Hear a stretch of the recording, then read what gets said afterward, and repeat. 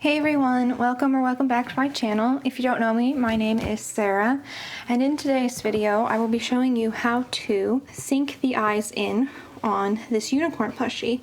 Now this technique can be applied to lots of plushies, but I will be showing you how to do it with my unicorn pattern. I find the easiest time to sink the eyes in is before anything else is sewn on, just so you don't get hooked on anything while trying to do this.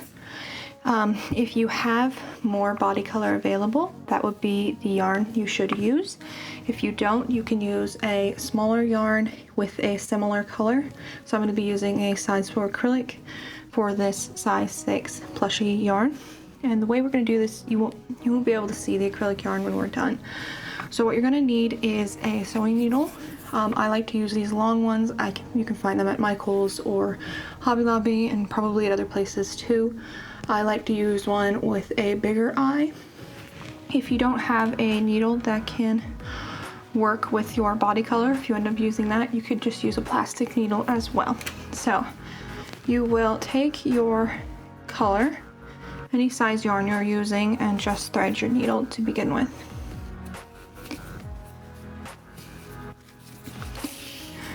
Now we will take our needle and down through the center between the eyes on the bottom of the piece. Now this doesn't need to be perfect, this is just where our tails will be. We're going to come up to one of the eyes and insert our needle underneath the eye off to the side, off to one side, and pull up enough yarn so you can go back, forth, and we're going to go back and forth 4 times. So keep that in mind when you pull your tail. If you run out of this yarn and you're not done, just switch to the second tail. Next, after you have your needle on one side, insert your needle onto the other side of the piece. And we're actually going to go straight through the head all the way to the other side. If your needle isn't long enough for you to do this, you could just come up through here and then back down to the other side of the eye. Now, when we pull this tail, we'll pull it tight, and it should be tight enough that the end slips underneath the safety eye so you can no longer see it. I'll show you how to do that one more time on this side, what it should look like. So starting from either side, insert your needle into the other side and pull through, and we'll be going back through to the other side of the eye that we didn't do. So we sewed this eye, we're going to come back through here and come out through there. Now at this point we will pull this tail tight.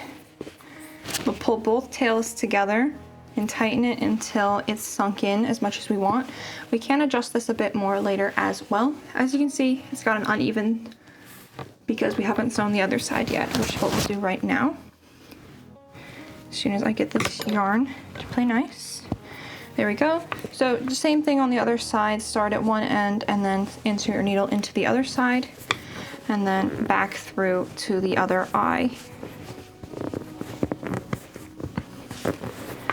And it doesn't need to be perfect where you place it. So then pull this yarn, pull until it's sunk in the way you want it to look, just like that. This is where I would want it to be. As you can see, it's sunk in. From the bottom, you cannot see the eye anymore. So now we're going to repeat this on the other side, and then actually bring this tail back to the center, because we are now finished sewing on both sides. And then we're just gonna pull and adjust as needed. If you have a bit of unevenness, you can pull on the tails and separate them. These look both really good, so I will be leaving them the way they are. Now, trim your tails, leaving a length so that we can tuck it in. Tie the 2 tails together. Tight enough, but not too tight. You don't want to pull too much on what you've made. And then tuck these tails in. I like to weave them back and forth through the head 3 times. When you do this, make sure to pull a little bit tight so that the eyes don't start to unsync with time. There we are. And if you want, you can just tuck the rest of the tail in. I like to do this with my scissors. So before I click off and finish this video, that didn't make any sense, before you click off, I'm going to show you a couple of techniques for sewing the pieces on. If you're curious, that was my original intention as well. So you bought the pattern, hopefully, and you get to the sewing instructions and they might not make a ton of sense. They're not super in depth because I didn't want to take up too much space. So that's what we're going to talk about in this video. So I'm just going to set this aside just for a moment.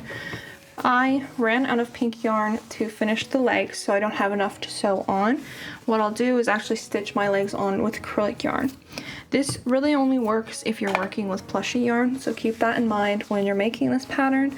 If you're working with a smaller yarn type, it might not be as easy to hide this yarn while sewing. I did have enough to leave tails on the ears, thankfully. And then of course we have the horn. So I'm going to quickly show you how I sew the horn and ears on, show you the placement, and then I think I'll just show you when it's all sewn together to keep this video a little shorter. You don't need to know how to sew it, you just need to know where to place it. So you have your two eyes on the side of your head. What you want to do is place the horn between the eyes. So where you see the eyes, you have two rows, two rounds that go straight up. These are the rounds that you want to be sewing on. So place your horn, and you can pin it in place if you'd like. You want it to line up with those two rounds on both sides as best you can. And then you want to make sure that the horn is spaced evenly between the eyes on the front angle as well. So just have it face you and look and see if it's even, which it is. It's kind of hard to show you guys, but then that would be where I sew it. Now once the horn is sewn in place, you'll do the ears, and the ears go 2 stitches. So if you look right here, we have 1 stitch and 2 stitches. The ear will be sewn on right here, like so. So the 2 ears will be sewn on slightly set back from the horn and 2 stitches away. That's the cutest way to do it in my opinion. So those are where the horn and ear placement is. The legs you can kind of just sew on the way you want to sew them on. I like to stitch the front ones a round or 2 back from the neck, so about right here, and slightly below the eyes. And then I also like to sew the back legs on evenly with the front legs, which if you're looking at it from the bottom will be further apart for the back legs, if that makes any sense. I will be showing you once they're sewn on what they look like as well, to clarify if you don't understand if I showed you that way. I know it can be hard to visualize.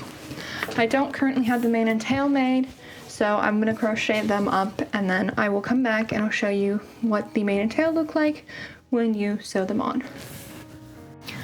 Alrighty, so I have come back. I've sewn on the ears, the horn, and the legs, and then I also crocheted the mane and the tail, which I'll be showing you how I sew them on in just a second here. This is how I sewed the horn on. Like I said, it's in line with the eye and in the center between both eyes. And then the ears are 2 stitches away, as you can see, 1, 2, and then 1, 2. And they're slightly back from the horn. Now the legs are sewn on about a round away from the neck. Here is the bottom side. I've got fluffies everywhere because this plushy yarn. So it's about 3 or 4 stitches away at the top, and let's see, 8 to 10 stitches at the bottom. And then we have this space in between. On the pattern it does say what rounds I sew them on, so if you're curious about that, I'll probably put it on the screen. Otherwise you can just check the pattern and see what rounds that I sew the legs on. Now it doesn't have to be perfect, just whatever looks really nice and even, and that's the way I do it. So real quick for the tail, the way I sew the tail on is by taking the strip, sewing half of it on centered. There we are, centered, and then folding it over and sewing the second half over top of it. I'll show you what that looks like after I sew it on. There's also photos in the pattern if you want to check those out. For the mane, it is a similar step.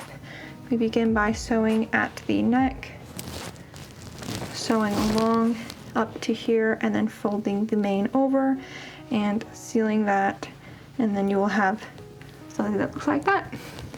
So let me sew that real quick and I'll show you what it looks like when it's done.